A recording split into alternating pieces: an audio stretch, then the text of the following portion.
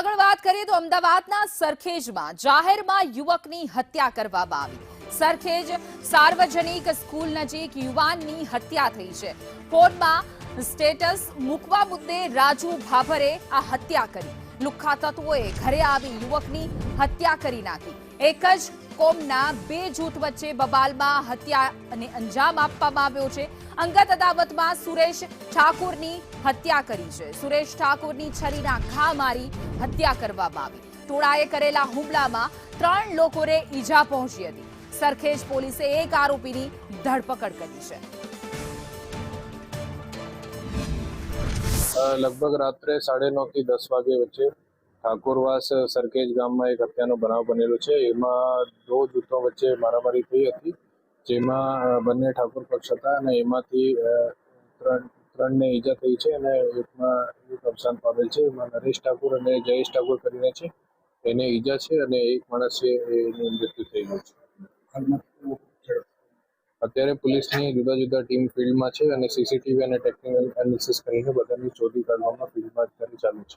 એ ટાઈમે મારી પર 2 ગાડી લઈને આવ્યા, અર્ટિગા ગાડી और બલેનો ગાડી, 2 ગાડી લઈને 7 થી 8 જણા આવ્યા હતા। એ ટાઈમે મારી પર હુમલો થયો, જીવલેણ હુમલો થયો। એ ટાઈમે મેં લખાયું હતું કે ધારિયા છરી બધું હતું। તો એ ટાઈમે પોલીસે પૈસા ખાઈને લાકડાનો હુમલો કરીને એ ટાઈમે પૈસા ખાઈ જાય। મારી જોડે એફઆઈઆરની અરજી બી અત્યારે હાલ પડી છે કમિશનર ઓફિસ સાઈબાગ અને સરખેજ પોલીસ સ્ટેશનમાં મેં પોસ્ટ દ્વારા મોકલેલી છે। તો એ પોલીસે કોઈ એ ટાઈમે એક્શન લીધું હોત તો આટલું મોટું આગળ ના થાત। આજે સ્ટેટસમાં મેં એવું કીધું કે મારો શ્વાસ ચાલશે ત્યાં સુધી તમારી સામે લડીશ હું, બસ। એ સ્ટેટસના કારણે આ ઝઘડો, હા, એ સ્ટેટસના કારણે એ મને કે સ્ટેટસ ડિલેટમાં મેં કીધું હું આજ એ રોડ ઉપર રહે છે અને 50 લુખ્ખા લઈને આવે છે। ત્રાસ તો એનો પહેલાંય છે। તમે સરખેજ પોલીસ સ્ટેશનમાં કે કોઈ બી પોલીસ સ્ટેશન એનો એફઆઈઆર કરાવો તો એના નામની કરશે। ખુલ્લો મૂકેલો હતો એમાં શું પોલીસ શું કરે છે તારે પૈસા ઉપર? ના, પહેલાં નહીં થયો, મારા લગભગ મહિના પહેલાં થયેલો બબાલ। એની મારી જોડે એફઆઈઆર કોપી છે અને આખો વરઘોડો લઈને એવો આવ્યો મારવા ઘેર।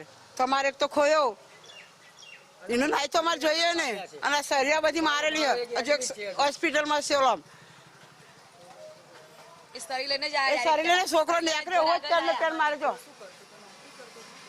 નોકરી જતો, એ નોકરી જતો બચારો ચોગોદર જોઈએ। બસ આમાં ફાંસીની સજા આપવી હોય, બસ બીજું આમાં કશું જ નહીં કરો। આમાં ફાંસી સજા અમારી સામે જ ફાંસી સજા આપવી જોઈએ, બસ એને અમે જોઈએ। બસ નિર્દોષ હતો, અહીં આગળ ખાલી ઉભો રહેતો, એને ત્યાં ગલવાની જરૂર હતી?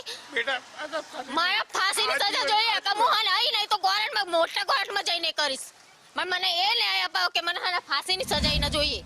અમદાવાદના સરખેજમાં પણ કાયદો અને વ્યવસ્થા રાત્રે કથળી છે। આમ તો આપણે સામાન્ય દિવસોમાં સાંભળીએ છીએ કે જ્યાં પોલીસ પેટ્રોલિંગ કરવામાં આવે છે, જેને લઈને અસામાજિક તત્વો બેફામ ના બને, પરંતુ આ ક્યાંક કાગળ ઉપર જ રહેતું હોય તેમ કહીએ તો કોઈ નવાઈ નથી। કારણ કે ગઈકાલે રાત્રે જ અંદાજિત 8 વાગ્યાની આસપાસ એક ખૂની ખેલ ખેલાયો હતો, જેમાં સરખેજમાં જૂથ અથડામણ થયું હતું, જેમાં એકમાત્ર સ્ટેટસ મૂકવાના બાબતે આ સ્ટેટસ કેમ મૂક્યું તે બાબતને લઈને ઝઘડો થયો હતો અને એ ઝઘડામાં પડોશી યુવક હતો જે ગણેશ ઠાકોર નામનો વ્યક્તિ હતો, તેનું મોત છે જે બચાવવા જતી વખતે મૃત્યુ થયું હતું। જો કે સ્થાનિકો અને પરિવારજનોનો આક્ષેપ છે કે અવારનવાર આવા અસામાજિક તત્વો છે જે અહીંયા ત્રાસ ફેલાવતા હતા અને અવારનવાર આવી રીતે લોકોને હાલાકી અને લોકોને ડરાવવાનું ધમકાવવાનું કામ કરતા હતા, જે અંતર્ગત ગઈકાલે આજે ઘટના બની જેમાં ખૂની ખેલ ખેલાયો, જેમાં એક વ્યક્તિનું મૃત્યુ થયું છે, જ્યારે મૃતકના પરિવારજનો તરફથી યોગ્ય અને ઠોસ કાર્યવાહી કરવામાં આવે, જવાબદાર લોકો સામે કડક પગલાં લેવામાં આવે। કારણ કે આ અસામાજિક તત્વો છે તે કોઈના કહ્યામાં નથી ને અગાઉ પણ તેના ભૂતકાળમાં પણ અનેક આવા ફરિયાદો છે તે આવેલી હોવાના પરિવાર તરફથી આક્ષેપ છે તે કરવામાં આવ્યા છે। જો કે હવે પોલીસ પ્રશાસન તરફથી આ તમામ લોકો સામે કેવી પ્રકારની કાર્યવાહી કરવામાં આવશે તેને લઈને સવાલ ઊભો થઈ રહ્યો છે। કેમેરામેન પુખરાજ શર્મા સાથે દિવ્યા ચૌહાણ, સંદેશ ન્યૂઝ, અમદાવાદ।